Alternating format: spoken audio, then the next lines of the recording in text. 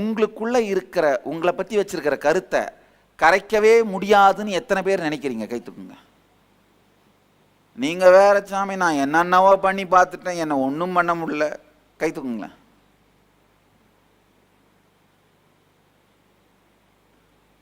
ஃபுல்லாக கை தூக்குங்க. கரைக்கவே முடியாதுன்னு நினைக்கிறீங்க.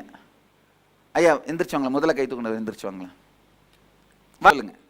என்ன மைக்கில் சொல்லுங்க. என்ன உங்களை பற்றி நீங்கள் வச்சிருக்கிற கருத்து வந்து கரைக்கவே முடியாதுன்னு நினைக்கிறீங்க? சொல்லுங்களேன்.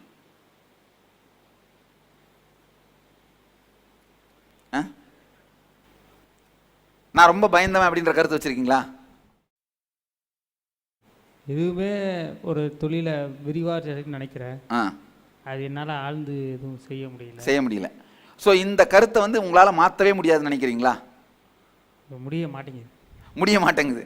இல்லை, ஏற்கனவே முடிய மாட்டேங்குது அப்படிங்கிறதுனால மாற்ற முடியாதுன்னு நினைக்கிறேன். ஏன்னா ஏற்கனவே நீங்கள் முயற்சி பண்ணது சரியான மெத்தடில் முயற்சி பண்ணியிருக்க மாட்டீங்க. ஒன்று புரியுதுங்களா? அதாவது மாட்டு வண்டியை மாட்டை பூட்டி ஓட்டி நகர்த்துறது வேற, அது சக்கரத்தை பிடிச்சி இழுத்துக்கிட்டு ஏய் நவுத்துறாங்கிறது வேற. புரியுதுங்களா? பல நேரத்தில் நம்ம தேருக்கு முட்டு கொடுத்துட்டு நகர்த்து முடிவு பண்ணிட்டு இருப்போம். கண்டிப்பாக இந்த தேர் நகர்றதை பார்த்தீங்கன்னா கட்டை போடுறதுன்னு சொல்லுவாங்க. பார்த்துருக்கீங்களா? கீழே அந்த நகரும் போது ஒருத்தர் கட்டை போட்டுகிட்டே இருப்பார். தேர் திருவிழா அப்போ அவர் கட்டை போட்டு நவத்துன்னு கத்த தேர் நகரும். ஆமாம் சார். சாதாரண நாளில் நாம போய் நின்றுட்டு அதே பண்ணிட்டு தான் தேர் நகருமா? அந்த நாளில் ஏன் நகருதுன்னா மக்கள் இழுக்கிறாங்க. இப்போ உங்கள் கருத்தும் நீங்கள் ஏற்கனவே முயற்சி பண்ணப்போ ஏன் நகரலைன்னா சரியான முறையில் நீங்கள் முயற்சி பண்ணல. நீங்கள் முயற்சி பண்ண மெத்தடை தான் நீங்கள் தப்பாக சொல்லணுமே தவிர உங்கள் முயற்சியை தப்பாக சொல்லக்கூடாது. நீங்கள் இப்போ என்ன பண்ணுறீங்க? ராங்கான ஆளை தப்புன்னு சொல்கிறீங்க. இப்போ நீங்கள் வந்து உங்கள் முயற்சி பண்ண மெத்தடு இது ரெண்டு இருக்கு இல்லையா? முயற்சி பண்ண மெத்தடு தான் தப்பு. ஆனால் நீங்கள் என்ன பண்ண ஆரம்பிச்சிட்டீங்க? இப்போ நம்ப ஆரம்பிச்சிட்டீங்க முயற்சியே தப்புன்னு நம்ப ஆரம்பிச்சிட்டீங்க. இது முடியாத முயற்சி அப்படி நம்ப ஆரம்பிச்சிட்டீங்க. அது முடியாத முயற்சி நம்ப ஆரம்பிச்சிட்டீங்க இல்லையா? சரியான மெத்தடில் முயற்சி பண்ணாமல் இது எப்படின்னாங்கய்யா, ஒரு மீன் பிடிக்கணும்னா ஒரு வலையை போட்டோ இல்லை தூண்டில போட்டோ பிடிச்சா கிடைச்சிரும். அதுதான் சரியான மெத்தடு. நீங்கள் அப்படி இல்லாமல் குளத்து பக்கத்தில் உட்காந்துட்டு மீனே வா நான் மீன் பிடிக்க வந்திருக்கேன், உனக்கு தெரியலையா என்னை பற்றி, நான் காலையிலேருந்து உட்காந்துட்ருக்கிறேன், அப்புறம் சாயந்தரமா இந்த மீன் பிடிக்கிறதுலாம் யூஸ்லெஸ் வேலைப்பா, நான் பண்ணி பார்த்துட்டேன்ப்பா, அது ஒன்றும் ஒர்க் அவுட் ஆகலப்பா அப்படின்னு சொன்னீங்கன்னா கரெக்டாக? அது காரணம் என்னன்னா உங்களுடைய முயற்சி சரியான முறையில் செய்யப்படவில்லை. இயங்கணும்னு நினைக்கிறேன். பட் ஆனால் அதுதான் சொல்றேன், இயங்கணும்னு நினைக்கிறதாலேயே இயங்கிட முடியும்னு நினைக்காதீங்க. சரியான டெக்னிக்கோடு அதை செய்யணும். அந்த டெக்னிக் தான் இப்போ கற்றுக்க போறீங்க. இப்போ ஒரு சின்ன பயிற்சி. இந்த 4 உங்களுக்குள்ள இருக்கிற அந்த 4 விஷயம், உங்களை பற்றி நீங்கள் நினைக்கிறது, மற்றவங்களுக்கு உங்களை காட்டுறது, மற்றவங்க உங்ககிட்ட இருந்து என்ன எதிர்பார்க்குறாங்க, நீங்க உலகத்தை எப்படி எதிர்பார்க்குறீங்க, இந்த 4ஐயும் ஒரு சின்ன பட்டியலிடுவோம். பட்டியலிட்டோம்னா ஸ்ரத்தைனா என்னன்னு உள்வாங்கி புரிஞ்சுக்கலாம்.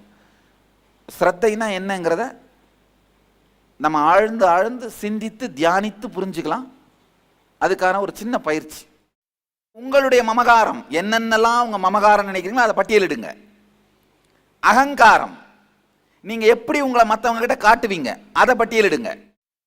அடுத்தது உங்க ஸ்வ அந்நியகாரம், அதாவது நீங்க உலகத்தை பற்றியும் மனிதர்களை பற்றியும் மற்றவங்களை பற்றியும் என்ன நினைக்கிறீங்க அதை எழுதுங்க. அப்புறம் உலகம் மற்றவர்கள் உங்ககிட்ட இருந்து என்னென்ன எதிர்பார்க்குறாங்க ஒரு பேராக போட்டு எழுதுங்க. உங்கள் அம்மா என்ன எதிர்பார்க்குறாங்க, உங்கள் அப்பா என்ன எதிர்பார்க்குறாங்க, உங்கள் அண்ணன் என்ன எதிர்பார்க்குறாங்க, எல்லாத்தையும் லிஸ்ட் பண்ணுங்க.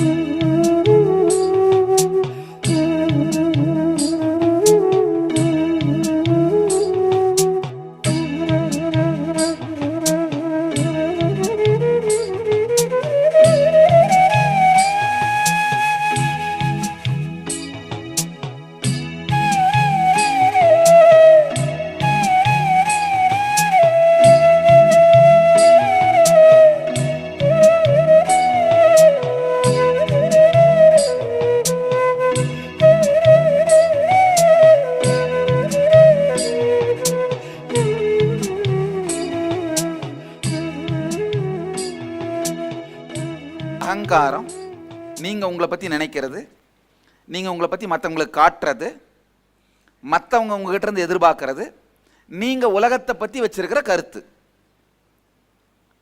இதுல பாத்தீங்கன்னா ஏகப்பட்ட கன்ஃபியூஷன் இருக்கும். நீங்க உங்களை என்னவா நினைக்கிறீங்களோ அதை விட கம்ப்ளீட் ஆப்போசிட்டா வெளியில மற்றவங்களுக்கு காமிச்சிட்டு இருப்பீங்க. எப்படி, எத்தனை பேர் இதை கண்டுபிடிச்சிங்க?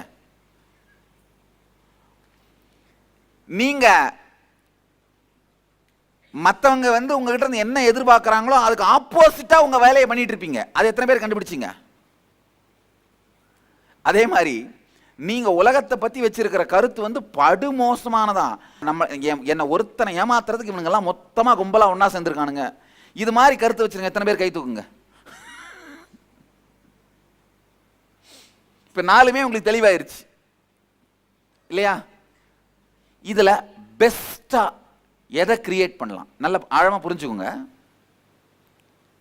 இப்போ உங்க மமகாரம், உங்களை பத்தி நீங்க வச்சிருக்கிற கருத்து லிஸ்ட் போட்டிருப்பீங்க. பயந்தாங்குள்ளி, எதையும் ஒழுங்கா பண்ண மாட்டேன், இந்த மாதிரிலாம் வாழ்ந்துட்டு இருக்கிறேன், மாறி மாறி பேசுறேன். இன்னொன்று மற்றவங்களுக்கு காட்டுறது, அதில் லிஸ்ட் என்ன போட்டிருப்பீங்க? தைரியமான ஆளு, எதுவாக இருந்தாலும் சாதிச்சிருவேன். இப்போ இந்த 2ல எது பெஸ்ட்? தைரியமானவன், எதுவாக இருந்தாலும் சாதிச்சிருவேன், அதான பெஸ்ட்.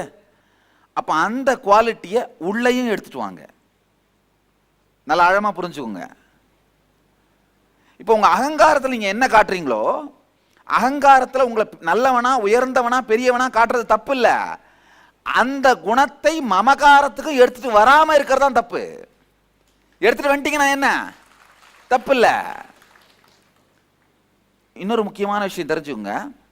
உங்க தலைவிதியை உங்களால எழுத முடியும், உங்க மமகாரத்தை உங்களால எழுத முடியும். உங்களுடைய மமகாரம் யாரோ கொடுத்த ஆக்சிடென்ட்டை வச்சுட்டு நீங்க வாழ வேண்டிய அவசியம் இல்லை. இது எப்படின்னாங்கய்யா, நீங்க எதுல சாப்பிடணும், என்ன சாப்பிடணும் நீங்க முடிவு பண்ண முடியுமில்ல. நீ ஆக்சிடென்ட்டா நீங்க யாருன்னு உங்களுக்கு சொல்லப்பட்டதோ அதை வச்சுட்டே நீங்க வாழ்ந்துட்டு இருக்கீங்க. இது வாழ்க்கையா? உங்களுக்கு என்ன வேணும், நீங்க எப்படி உங்களை நினைக்கணும்னு ஃபீல் பண்ற உரிமை உங்களுக்கு இருக்குல்ல. நல்லா தெரிஞ்சுங்க. தன்னை தானே வரையறுத்து கொள்ளுகின்ற உரிமை தான் மனிதனுடைய முதல் உரிமை. இதுதான் மனிதனுடைய அடிப்படை உரிமை. நாமெல்லாம் நினைச்சிட்டு இருக்கோம் நம்முடைய அடிப்படை உரிமை பேச்சுரிமை அப்படின்னு. கிடையாது. சிந்திக்கும் உரிமை. அது செய்ய முடியாததுனால பேச்சுரிமையை அடிப்படை உரிமையா ஆக்கிக்கிட்டோம். பேச்சுரிமை நம்ம அடிப்படை உரிமை கிடையாது, சிந்திக்கும் உரிமை. இப்போ உட்கார்ந்து சிந்திங்க. உங்களை நீங்க பெஸ்டா எப்படி ஃபீல் பண்ணணும்னு நினைக்கிறீங்க எழுதுங்க. அடுத்து உங்களை பெஸ்டா எப்படி மற்றவங்களுக்கு காட்டணும்னு நினைக்கிறீங்க எழுதுங்க. இந்த எழுதுறத சும்மா சாதாரணமாக நினைக்காதீங்க. நீங்க இப்போ என்ன எழுதுறீங்களோ அது உங்க பாகமா மாறுறதுக்கான ப்ராசஸ் நம்ம தொடர்ந்து செய்ய போறோம். அதனால சின்சியரா எழுதுங்க. யூஸ்வலா பார்த்தீங்கன்னா நீங்க மற்றவங்களுக்கு உங்களை காமிக்கிறீங்களா, அதுவே பெஸ்டா இருக்கும். அதே நீங்களே அதுவா மாறிடணும் அப்படின்னு எழுதுனீங்கனாலே பிரச்சனை சால்வ் ஆயிடும். எத்தனை பேருக்கு புரியுது நான் சொல்றது? அதே மாதிரி மற்றவங்க உங்ககிட்ட இருந்து என்ன எதிர்பார்க்கணும் நீங்க நினைக்கிறீங்க, நீங்க உலகத்தை எப்படி வச்சிருக்கணும், இந்த 4ஐயும் பெஸ்ட்னு நீங்க நினைக்கிறது எழுதுங்க போதும். நீங்க எழுதுற 4மே கொஞ்சம் நாளாக மாறும். நீங்க தியானம் பண்ண கம்ப்ளீஷன் பண்ண மாறும். மாறும்போது மாத்திக்கலாம். இப்போ நீங்க பெஸ்ட்னு எது நினைக்கிறீங்க அதை எழுதுங்க. இப்ப நான் வச்சிருக்கிற அந்த 4ஆவும் நீங்க மாறுற வரைக்கும் உங்க 4 மாறிக்கிட்டே இருக்கும். புரியுதா? இந்த நான் வச்சிருக்கிற 4 தான் இறுதி கோல், இறுதி நிலை. இந்த 4ஆவும் உங்க 4 மாறுற வரைக்கும் நீங்க என்ன ஆவீங்க? ரைஸ் ஆகிட்டே இருப்பீங்க, மேல வந்துட்டே இருப்பீங்க. ஆனா நீங்க இப்ப எது பெஸ்ட்னு நினைக்கிறீங்களோ அதை எழுதுங்க.